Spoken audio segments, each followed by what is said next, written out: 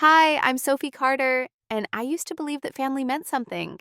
Not perfection, not fairy tales, but at least warmth, shelter, a sense that no matter how cold the world turned, there'd always be a porch light left on just for me. I was wrong. On my 30th birthday, I didn't get a hug. I didn't get a cake or even a card.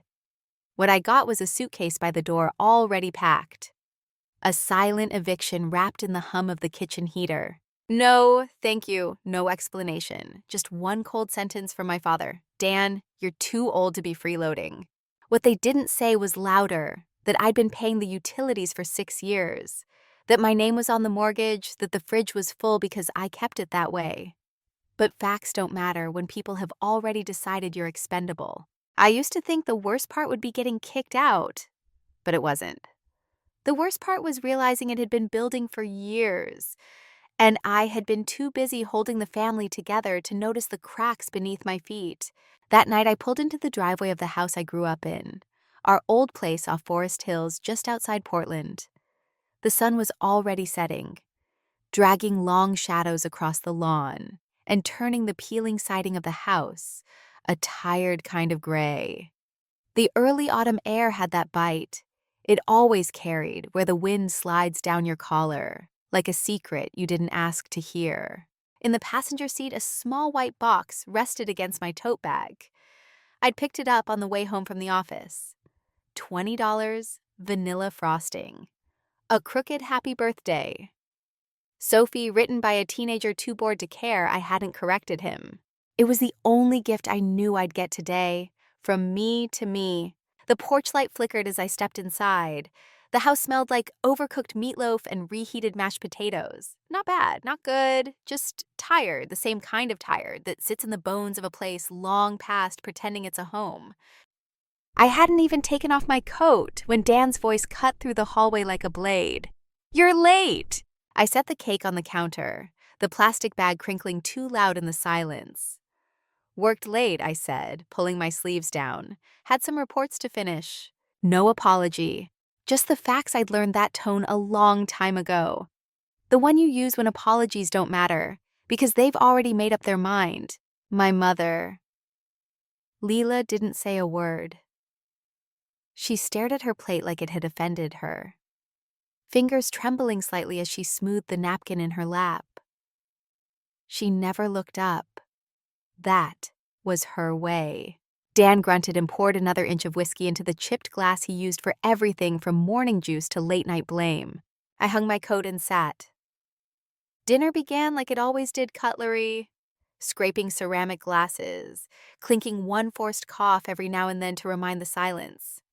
It wasn't welcome, but it was staying anyway. No happy birthday, no small talk, just the sound of meatloaf being chewed in sync. I moved the food around on my plate. Potatoes, green beans from a canned meatloaf, already cold. I wasn't hungry, not for this. Not for any of it. I should have known something was coming. Dan didn't believe in subtle. Halfway through the meal, his fork hit the plate hard, sharp enough to make my mother flinch. The sound ran up my spine and settled behind my teeth. He leaned back, eyes scanning me like a problem he was too tired to solve. "You're too old to be freeloading," he said again, slower this time. "It's time you moved on." The words didn't land right away. They floated for a moment in the space between us, hovering like steam from a cup left too long. I blinked, looked at Lila. Still no eye contact. Just that tight, pale line of a mouth that once kissed my scraped knees, and now couldn't even say my name. "I pay the internet," I said softly, "the electric half, the mortgage, groceries." My voice didn't crack. It wasn't a plea, it was just the truth laid out like a tired receipt. Dan laughed. Not a full laugh, just a bark. "Paying a few bills doesn't mean you get to stay forever, princess." That word, princess, he used to call me that when I was 6 and fearless, when I'd climb trees and come home muddy. He'd scoop me up and say, "You're still my princess." Now it landed like a slap. I felt something shift in my chest, something quiet and final. This wasn't a drunken outburst. It was rehearsed, timed, planned. They had chosen today of all days to push me out. My birthday wasn't a celebration, it was an expiration date. I pushed my plate away. The meatloaf, the heaviness in my stomach, the frosting still sealed in a bag on the counter. It all felt like a bad joke. I stood slowly. They watched me.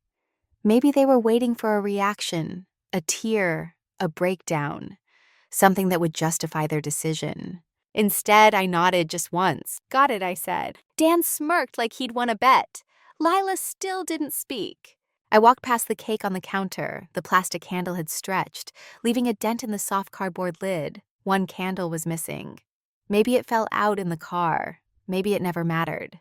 Still, it felt poetic. One candle missing, one goodbye missing, one family already gone. I picked up the bag and climbed the stairs one step at a time. They creaked under my weight like they were complaining, like even the house resented me. I closed my bedroom door behind me, let the soft click echo in my chest. This house had never been mine, and tonight it finally said it out loud. This house was never mine. Maybe it never had been. I sat on the edge of my bed, jacket still on my fingers, resting against the soft fabric of the suitcase I'd kept half-packed for months. I used to tell myself it was for emergencies, that if something ever truly went wrong, I'd be ready. But I think deep down, I always knew it wasn't about preparation, it was about permission. I'd been waiting for someone else to say it first, and now they had. The air in the room felt thinner somehow, like the walls themselves were relieved to see me go. I peeled off my coat and folded it gently over the suitcase, like a ritual. My hands didn't shake. They moved with the kind of steadiness that comes not from strength, but from emptiness. I wasn't unheard, I was just done. I moved through the room quietly, collecting the pieces of myself, like debris after a storm, toothbrush charger, 2 sweaters I wore on rotation. Nothing else felt worth taking. In my head, logistics began clicking into place fast and ruthless. Cancel autopay. On the electric transfer, my direct deposits into my solo account, the one Dan didn't know about. The one Lila insisted was only for family emergencies. Call the storage unit by Alberta Street first thing tomorrow. Maybe Rachel would let me crash on her couch for a few days. Outside the window, the wind had picked up, tugging the last of the maple leaves from their branches. They spiraled downward like they were tired of holding on. Winter was coming fast. But this year, I wouldn't be here when it arrived. I zipped the suitcase shut. It made a small final sound like a sigh. I caught a glimpse of myself in the mirror above my dresser. Same messy bun, same dark green eyes rimmed with fatigue, but something had shifted. It wasn't visible, not exactly, but I could feel it. A line had been crossed, and I couldn't uncross it even if I wanted to. I sat back down slower this time. The cheap birthday cake rested on my nightstand, looking out of place, like a child had tried to set a trap for hope and failed. I hadn't even thought to buy candles. What would have been the point? No one here would have lit them. The scent of artificial vanilla filled the room, cloying and sharp. It made my stomach turn. I stared through the plastic window at the frosting, crooked red letters, one edge already smudged. A whisper of celebration that never stood a chance. Then, without really thinking, I swept it off the table. It landed with a soft thud, cardboard folding in on itself, frosting smeared across the carpet. Happy birthday, Sophie. The silence that followed wasn't loud. It was dense, pressed in close like a second skin. I glanced at the open suitcase. It gaped at me like a question I still didn't have the courage to answer. The wind outside tapped at the glass, soft and persistent, as if asking to be let in. The windows rattled, the heater wheezed, the house sounded tired. And maybe that's what it had always been, a place worn down by years of quiet disappointments, patched just enough to stay standing, but never truly repaired. I looked back at the cake now lying crumpled near the wall. It looked absurd, like a bad metaphor someone forgot to finish. A smeared promise no one had meant to keep. My gaze drifted to the suitcase again. Not just clothes inside, but layers. Years of emergency funds raided for bills that weren't mine. Hours spent fixing leaks, scrubbing away mold, covering for their neglect like it was my birthright, all packed down tight into a duffel bag that barely zipped. And then came the memories. Not as nostalgia, as evidence. I remembered the time Dan cracked a molar and refused to see a dentist. I paid for the surgery in cash out of a savings account I had started in college. No thank you, just a grunt, a whiskey glass, and a complaint about the taste of the antibiotics. Then there was the winter. Lila called me in tears because her car had spun out on a patch of ice. I left work early, bought her new tires, paid the tow truck, and got a text the next day with a photo of a nail in the wall. She wanted me to hang curtains too. And the roof god? The roof last spring, I was the one up on a ladder during a rainstorm, hammering shingles with blistered palms while Dan barked from the porch about how contractors are a scam. None of it earned me a place at their table. Not tonight, not ever. I rubbed at my eyes until colors danced behind my eyelids. The sadness was still there, but it had calcified, turned dense, heavy, almost solid. Something I could carry now, instead of letting it carry me. I grabbed my phone and headed downstairs. My feet moved out of habit silent on the creaky steps like I had something to protect. Some peace not worth disturbing. In the living room, the TV glowed blue against the walls, throwing weird shadows over the faces of the people who raised me. Dan lounged in his recliner, half asleep, beer in hand. Lila sat stiff on the couch, staring into nothing. Neither of them looked like they'd just dismantled 30 years of me. They looked fine, comfortable, unmoved. I waited. I don't know why. Maybe I wanted her to glance up and realize. Maybe I hoped he'd remember something soft just once. But hope is dangerous, and mine had just run out. Dan noticed me first. He didn't flinch, didn't shift, just lifted his beer like a toast and said, "Don't forget to turn off the lights when you leave. You're not paying for them anymore." There it was, the final swipe. They weren't just kicking me out. They were rewriting the past, erasing every invisible thread I had used to hold their lives together. I didn't reply. I didn't cry. I let the silence do what it came here to do, bury the last piece of me that still wanted to be seen.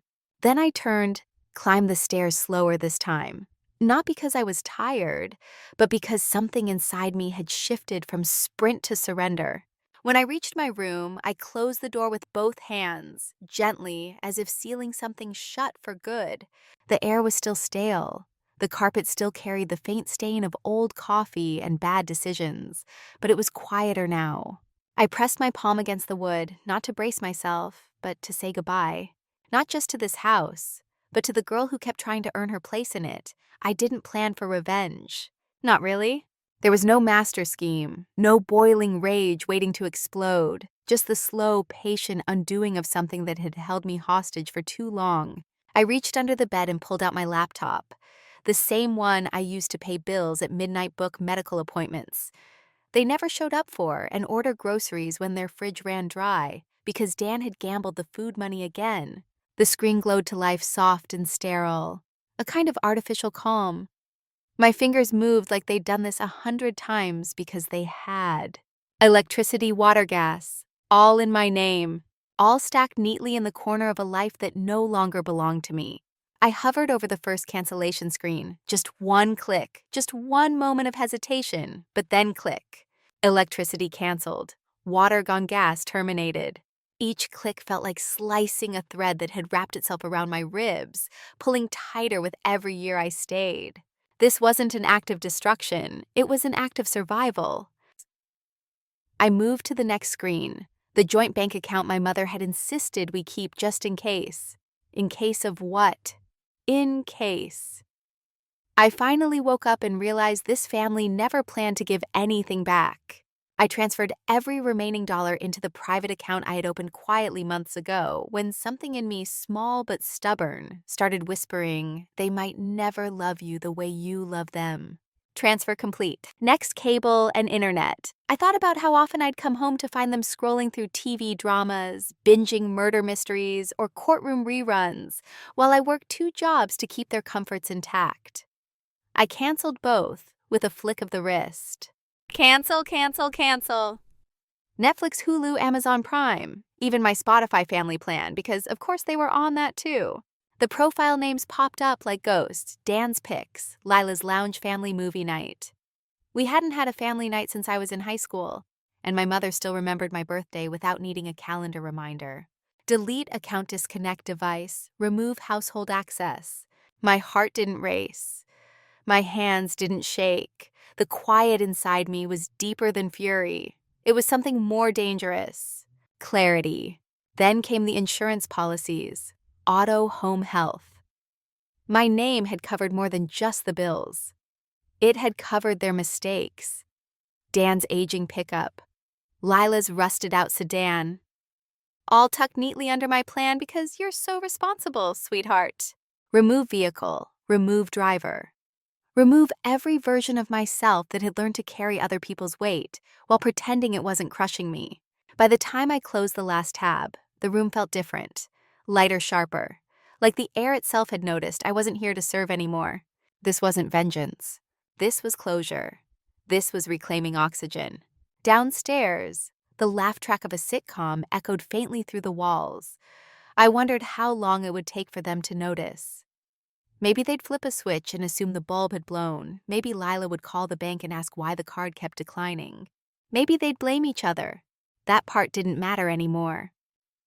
I leaned back in my chair, eyes closed. My shoulders ached. Not from the laptop, not from the night. From years, from weight I wasn't supposed to carry. And yet the clock read 12:47 a.m., a new day. I opened the drawer of my nightstand and pulled out a yellow legal pad. The kind I used to scribble grocery lists on to-do items, budget breakdowns that no one ever asked for, but somehow everyone relied on. This time I started a different list. Disconnected electricity, water, gas, internet streaming services, joint account insurance. Every item a cord cut. Every item a part of me coming back home to myself. I paused, pen hovering. The silence in the room wasn't empty anymore. It was earned. My eyes drifted toward the cracked window. The trees outside were bare now, clawing at the dark sky. Leaves had fallen, and I hadn't even noticed them go. Just like me. I opened my banking app again. There it was, the emergency savings account. The one I'd created back when I still believed that if I planned well enough, worked hard enough, sacrificed enough, we'd all be okay. It had been for all of us, so no one would ever go without again. I stared at the balance for a long time. It was more than they knew, because I never told them how many birthdays I worked through, how many vacations I skipped, how many nights I stayed in with frozen meals just to keep that number growing. And then with a single click, I froze the account. No withdrawals, no transfers, locked down behind paperwork and passwords only I controlled. By the time they figured it out, I would be long gone. The confirmation screen flashed back at me. A strange sensation settled in my chest. Not pride, not relief, peace. I didn't need to punish them. I just needed to stop saving them. A message notification popped up in the corner of the screen. It was from Miles, my cousin Ameem, the cartoon dog in a room engulfed in flames. This is fine, no text. Just that. I almost laughed. He had always had a sense for timing. Never said much, but always knew when something cracked. I thought about replying, but then I thought better of it. Some people don't deserve to carry your wounds, even if they share your blood. I opened a new email window, typed the subject line slowly. You asked me to leave, so has my support. Then I stared at the blinking cursor and closed the tab. Let them sit in silence. Let them hear the echo of their own choices. Outside, the heater groaned one more time through the vents, like the house itself was bracing for a storm it wasn't ready for. I double-checked every login, every cancellation, every disconnect. All set to activate at sunrise. Neat, clean, irreversible. By the time Dan shuffled into the kitchen tomorrow, the light switch wouldn't answer him. The coffee maker would blink blank, the internet would be gone. And when Lila tried to swipe the joint card for milk and lottery tickets, the machine would just beep, not decline disconnected. I didn't smile, I didn't cry. I just sat there quiet, my fingers still on the keys. The kind of quiet that doesn't beg for understanding. The kind that knows the difference between giving up and finally letting go. At 2:03 a.m., I closed the laptop. My suitcase stood by the door. My car was packed, parked 2 blocks away beneath a street lamp that flickered like a warning. Tomorrow I would drive away from this house, from this version of me, from the daughter who stayed. And they would wake to a different reality, one without me in it. Not because I wanted to hurt them, but because I finally chose not to hurt myself. Morning light crept through the half-closed blinds in Nora's apartment, pale and uncertain, like it wasn't sure it was welcome. My phone buzzed against the nightstand, loud and persistent, as if it had something urgent to say. I rolled over, half hoping it was a wrong number, maybe a delivery update, a job interview, anything else. But the screen told a different story. 12 missed calls, Mom, data 3 unknown numbers, 2 voicemails, and a text from Tyler. I didn't open them right away. I just stared, phone resting like a brick on my chest, a weight pressing down on the place where fear used to live. I felt the first flicker of guilt, a familiar ghost. I almost let it in, but then I remembered. They made their choice. I tapped Tyler's message first. It was short like always, just enough to draw blood. Power's out, Wi-Fi too. Dad's losing it. Mom's crying. I let the phone slip out of my hand and fall into the blankets beside me. The ceiling above Nora's spare bedroom was cracked slightly in the corner. I focused on that crack for a long time. Let it hold the ache for me. It had begun. And I wasn't rushing to fix it. Not this time. A voicemail notification popped up. I hesitated, then hit play. Lila's voice came through, soft, unsteady, almost unrecognizable. Sophie. Honey, there must be a mistake. You wouldn't just leave us like this. Please call me. We can work this out. We're still family. I closed my eyes, her words lingering in the air like stale perfume. We're family. Funny how fast Freeloader becomes family when the lights go out. Then came Dan's message. Just text, cold. You'll regret turning your back on your own blood. No warmth, no confusion, just rage. I turned the phone over face down. Nora shuffled in from the hallway, her hair a sleepy halo hoodie, oversized and sleeves pushed up. She handed me a mug of coffee without saying anything, sat on the floor beside the bed like she had done it 100 times. After a long sip, she said, "You look like someone just got told their winning lottery ticket was fake." I exhaled a dry, bitter laugh. "They're panicking." She nodded, rested her head back against the wall. "Good," she said softly. Sometimes survival looks like selfishness to the people who used to feast off your silence. We sat there, letting the morning crawl across the floorboards. Later, we walked to the small autumn festival the local church hosted every year, rows of pie booths and hay bales, kids wrapped in scarves, vendors selling cinnamon candles and knit hats. The town moved on, as towns always do. But under it all, the whispers started. Cullen was already there near the bobbing for apples station, voice raised just enough to draw attention. My daughter abandoned us. After everything we did for her. He paused, waiting for an audience. Kids these days. No loyalty, no gratitude. Some heads nodded, some didn't, and some turned away unimpressed. Nora nudged me. "Don't," she whispered, and I didn't even realize I had started walking toward him.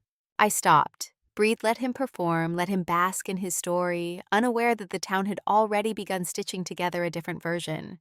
I kept walking, past booths, past half-remembered faces, and I heard them.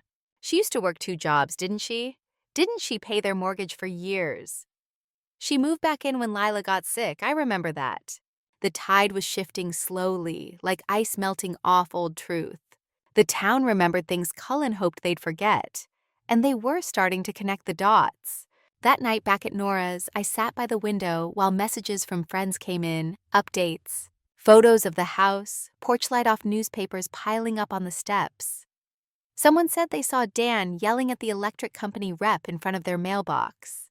They weren't ashamed of how they treated me. They were ashamed.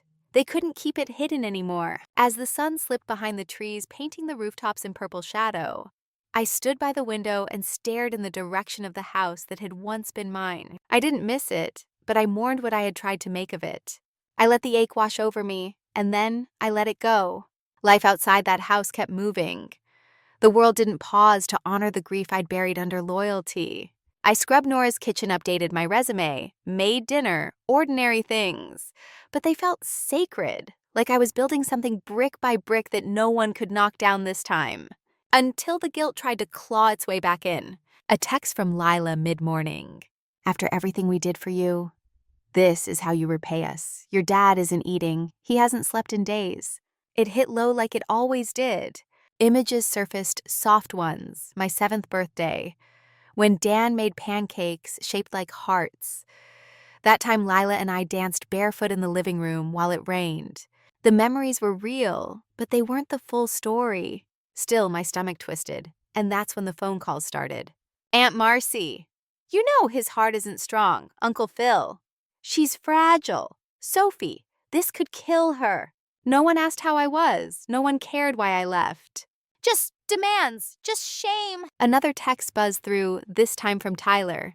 Dad told Mom to fake chest pains next if guilt doesn't work. I stared at the screen, breath caught in my throat. There it was. The game laid bare.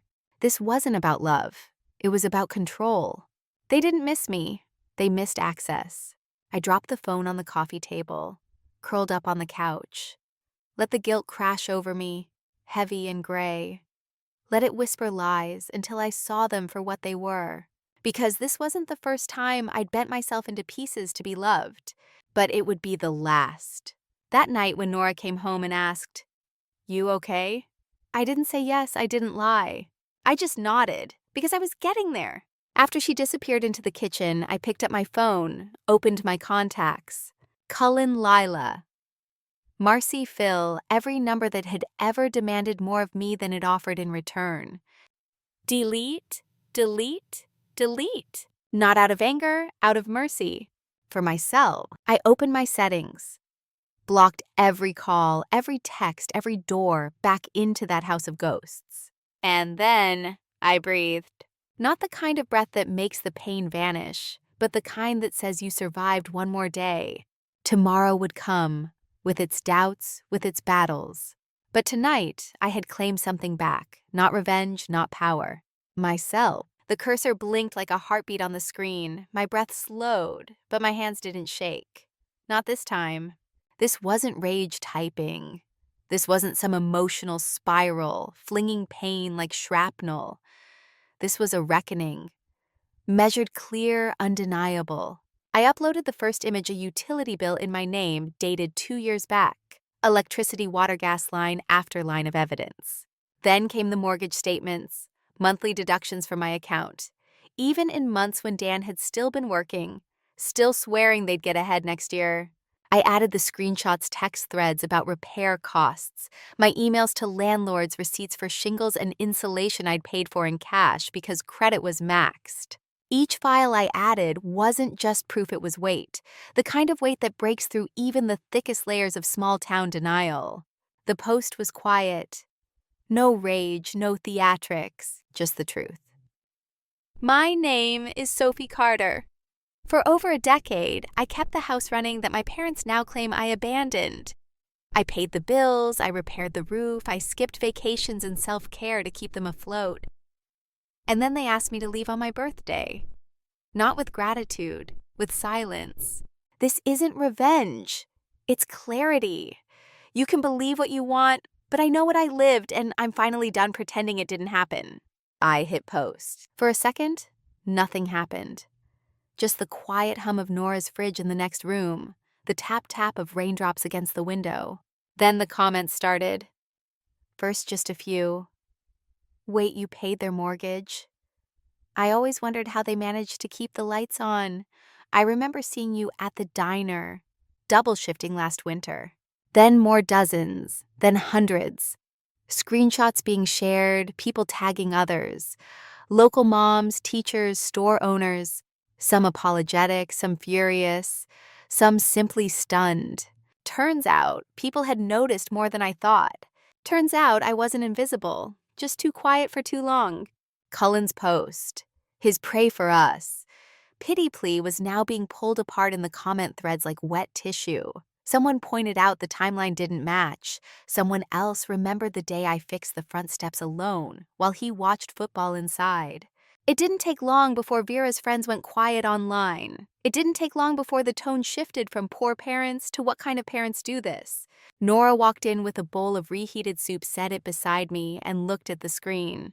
"That's your voice," she whispered. "You finally let them hear it." I didn't answer right away. My throat felt tight, but it wasn't from fear, it was release. Later that night, the inbox overflowed. Private messages. Old classmates, neighbors, people who had once offered sympathy to my parents now saying, "I'm sorry, I should have said something. We see you now." I didn't need their validation, but it didn't hurt to have it. I stood by the window as the town lights flickered beneath the wet night sky, my reflection faint in the glass. I didn't look like someone who had won. I looked like someone who had finally stopped losing, because telling the truth wasn't about proving them wrong. It was about making room in the world for the version of me they tried to erase. And this time the silence wasn't theirs to weaponize. It was mine, and I was done using it to protect them. 2 days had passed since I posted the truth. 2 full days of silence from Dan and Lila. It would have felt peaceful if I didn't know better, because in families like mine, silence was never the end. It was a pause, a recalibration, a setup. I was sipping tea in the kitchen, watching steam curl around the chipped rim of my mug when the knock came. It wasn't frantic. It wasn't loud. It was polite, almost rehearsed. Nora looked up from her book, her eyes narrowing slightly. "You expecting anyone?" I shook my head, already knowing. I opened the door, and there they were. Lila in a long beige coat, her eyes swollen, makeup barely clinging to her face. Dan behind her arms, crossed tight over his chest, lips pressed in a grim, controlled line. "Sophie," she said, like it still meant something. Like she hadn't let me bleed for them in silence for years. I didn't invite them in. Didn't invite them. I stood in the doorway and waited. She cleared her throat. "We just want to talk, just talk." Dan didn't meet my eyes. That alone told me more than any apology ever could. "We've been through a lot lately," Lila continued.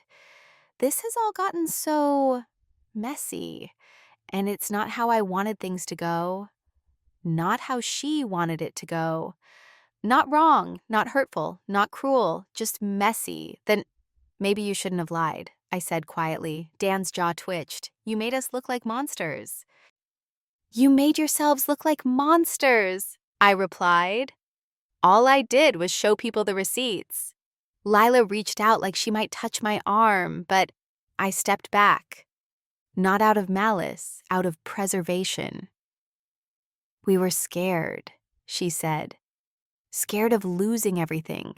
You know how tight things were? We didn't mean to. Didn't mean to use me," I cut in. "Didn't mean to take my savings. Didn't mean to throw me out and pretend I didn't exist." Silence. Then Dan's voice low and bitter. "You really think you're better than us now, huh?" I almost laughed, but instead I said, "No, I don't think I'm better. I just know I'm done pretending. I deserved any of what you did to me." Lila's eyes filled again. "We're still your parents." "You are," I said. "And that used to mean everything. Now it just means you had the first chance to love me and you wasted it." They didn't answer. They didn't apologize. And in that quiet final moment, I knew what I needed to do. I closed the door. Not with a slam, not with a dramatic speech, just a soft, solid click. Because the truth didn't need volume. It had already spoken for itself back inside. Nora was waiting in the hallway.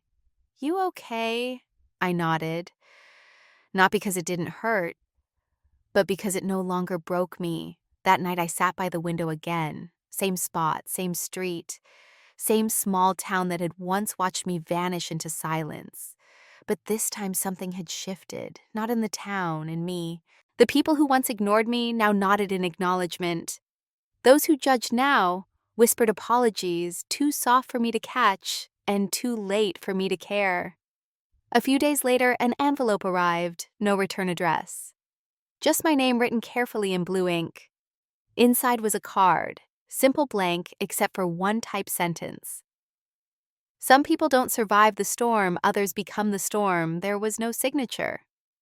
I didn't need one. I placed the card on my desk, right next to the tiny cracked candle from my last birthday, the one I never lit. I still hadn't thrown it away.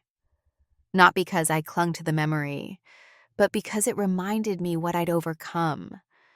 That I had once begged for scraps of love from people who fed on my silence. That I had once confused survival with loyalty. The world didn't end after the courthouse. There were no fireworks, no crowds, no grand finale. Just me standing under a pale October sun with legal documents in my hand, and nothing left to prove. The officer's words followed me as I stepped onto the sidewalk. "You did the right thing. Don't let anyone tell you otherwise."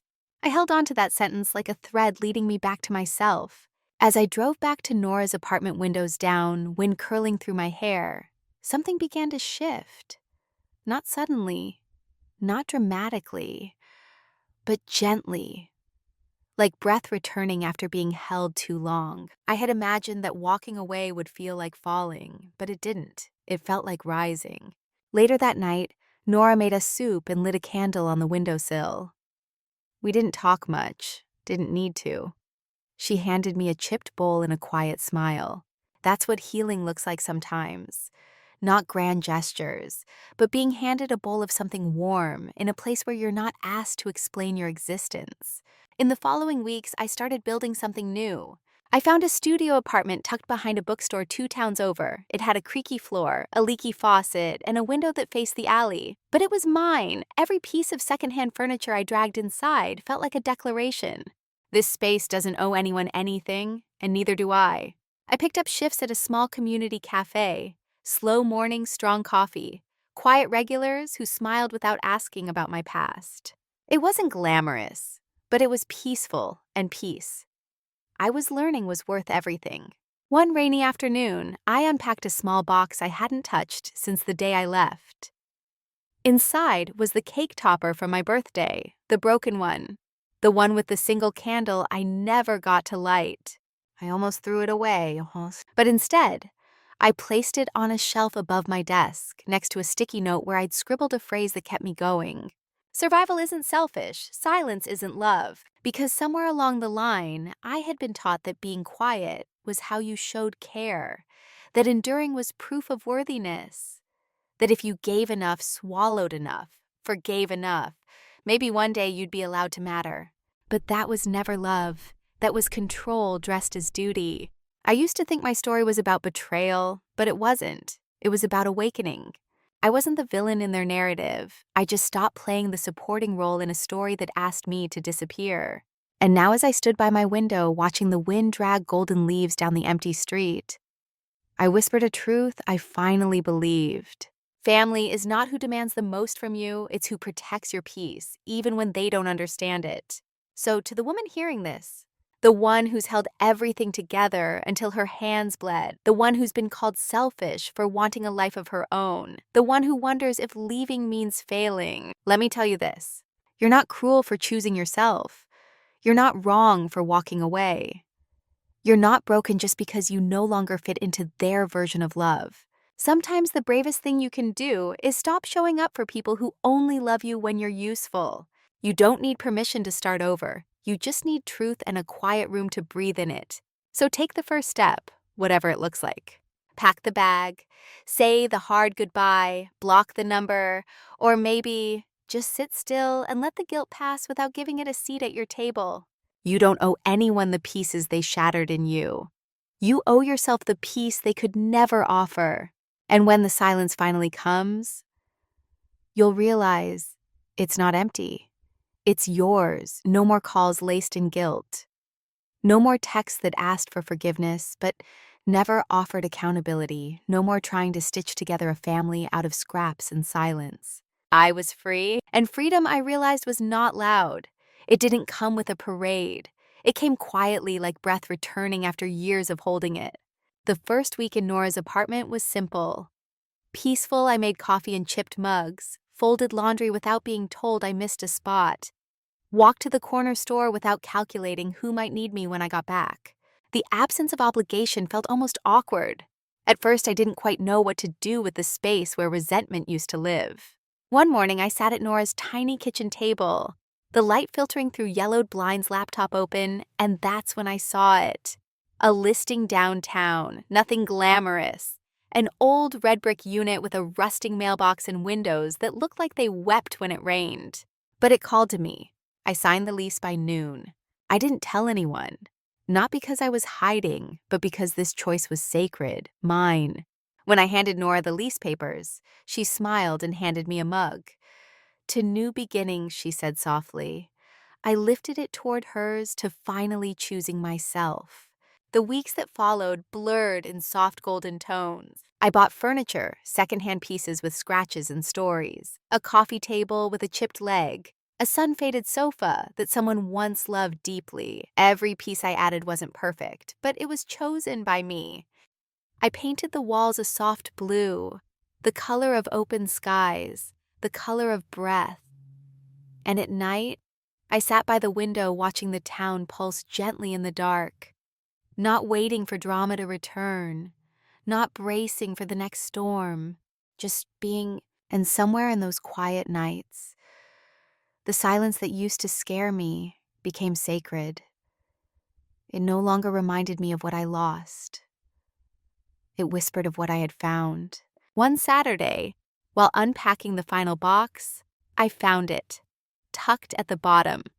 Small bent plastic, the cake topper, the one I never used, the one from the birthday that became an eviction. I held it in my palm as the afternoon sun slid across the floor. And this time it didn't sting, it didn't echo with shame. It felt like proof. Proof that I had survived the kind of heartbreak that doesn't always bleed, the kind of wound you carry quietly while making dinner, while paying bills, while pretending everything's fine. And still, I rose. I placed it gently on a shelf above my desk. A silent little trophy, not to remember what they did, but to remember that it didn't break me. A week later, a card slipped under my door. No name, no return address, just a simple message written in careful handwriting. "You were never the problem. Some people just fear the ones they can't control." I never found out who sent it. I didn't need to. Because by then I knew the truth. Family isn't something you earn by bending until your spine forgets how to stand. It's not a scoreboard of sacrifice or silence. It's not who shares your blood. It's who shows up with kindness, with respect, with love that doesn't need repayment. And in their absence, I wasn't broken, I was rebuilding. From dust, from disappointment, from decades of being made to feel too much and never enough. And this time I was building something they could never touch. Peace, self-respect. A life built not out of obligation, but from choice. That night, I sat by the window, city lights winking like gentle reminders across the skyline, and I whispered the words I had waited my whole life to believe. I am enough, not when I'm needed, not when I'm useful, not when I'm quiet, but just because I exist. In the end, Sophie didn't just walk away from a broken home. She walked away from a lifetime of believing. She had to be the glue that held everyone else together, even if it meant falling apart herself. She no longer lives in fear of disappointing people who never truly saw her. Now she wakes up in a quiet little apartment she chose for herself. No yelling, no guilt, no reminders that she owed anyone for simply existing. She didn't lose a family. She reclaimed her peace. And you deserve that too. If you've ever been the one who gave until there was nothing left, if you've ever been pushed aside by the very people you kept choosing, I hope Sophie's story reached something deep inside you tonight. What would you do if choosing yourself meant losing everything you once called home? Tell me your thoughts in the comments. I read every single one. Drop a 9 in the comments if you're learning to choose you too. Like this video if Sophie's journey resonated with your heart. And don't forget to hit subscribe for more powerful stories of healing, strength, and rebirth. Thank you for watching. And never forget this: you are not selfish for choosing peace. You are not wrong for choosing yourself.